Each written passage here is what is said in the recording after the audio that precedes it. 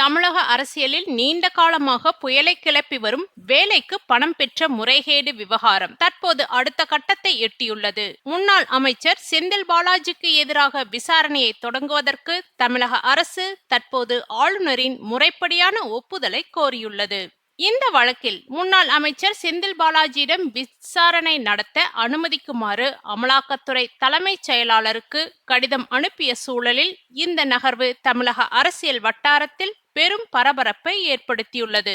கடந்த 2011-15 காலகட்டத்தில் அதிமுக ஆட்சியில் போக்குவரத்து துறை அமைச்சராக செந்தில் பாலாஜி இருந்தபோது போக்குவரத்து கழகங்களில் வேலை வாங்கி தருவதாக கூறி பலரிடம் கோடிக்கணக்கில் பணம் பெற்று மோசடி செய்ததாக மத்திய குற்றப்பிரிவு போலீசாரால் வழக்கு பதிவு செய்யப்பட்டது.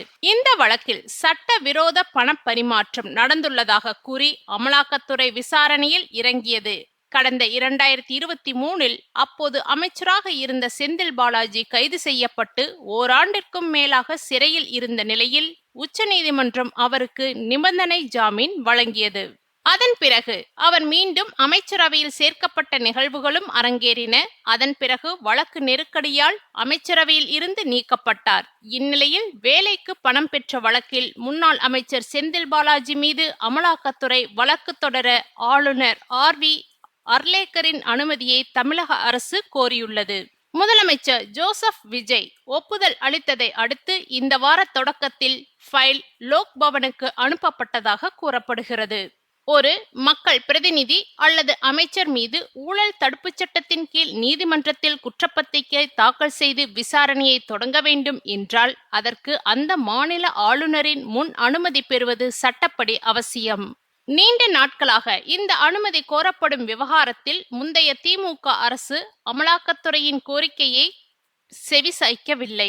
தற்போது சட்ட ரீதியான நடைமுறைகளை துரிதப்படுத்தும் நோக்கில் செந்தில் பாலாஜி மீதான விசாரணைக்கு ஒப்புதல் அளிக்குமாறு தமிழக அரசு ஆளுநருக்கு கோரிக்கை விடுத்துள்ளது.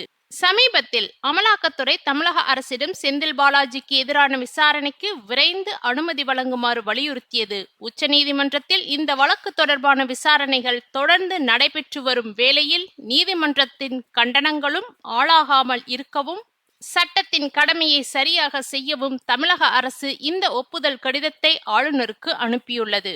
ஆளுநர் ஆர்.வி. அர்லேக்கர் இந்த கோப்பிற்கு தமது ஒப்புதலை அளிக்கும் பட்சத்தில் தமிழக அரசு இதற்கான அதிகாரப்பூர்வ அரசாணையை விரைவில் வெளியிடும். கடந்த ஆட்சியில் செந்தில் பாலாஜியை விசாரிக்க அனுமதி கோரி அமலாக்கத்துறை கடந்த ஆண்டு மே மாதமே அப்போதைய ஆளுநர் ஆர்.என். ரவியிடம் ஒருமுறை கோரிக்கை விடுத்திருந்தது. ஆளுநர் மாளிகை அந்த கோப்பை முந்தைய திமுக அரசிற்கு அனுப்பிய போதும் அந்த கடிதம் நேரடியாக தங்களுக்கு அனுப்பப்படவில்லை என கூறி அக்டோபரில் திருப்பி அனுப்பப்பட்டது. செந்தில் பாலாஜி முந்தைய திமுக அரசில் அமைச்சராக இருந்ததால் தான் இந்த விசாரணைக்கான அனுமதி வழங்குவதில் பெரும் தாமதம் ஏற்பட்டதாக அமலாக்கத்துறை குற்றம் சாட்டியது. இந்த நிலையில் புதிய தவேக அரசு செந்தில் பாலாஜி மீதான விசாரணைக்கு கிரீன் சிக்னல் கொடுத்து ஃபைல்களை ஆளுநர் மாளிகைக்கு பாஸ் செய்துள்ளது. தமிழக அரசின் இந்த அனுமதி கோரும் கோப்பு ஆளுநரின் மேஜைக்கு சென்றுள்ளது. ஆளுநர் இதற்கு உடனடியாக ஒப்புதல் அளிப்பாரா அல்லது கூடுதல் விளக்கங்களை கேட்பாரா என்பதுதான் தற்போதைய கேள்வி. அனுமதி கிடைக்கும் பட்சத்தில் செந்தில் பாலாஜி மீதான நீதிமன்ற விசாரணை அதிகாரப்பூர்வமாக தொடங்கி தீவிரமடையும். இது திமுக தரப்பில் பெரும் விவாதங்களை மீண்டும் கிளப்பியுள்ளது.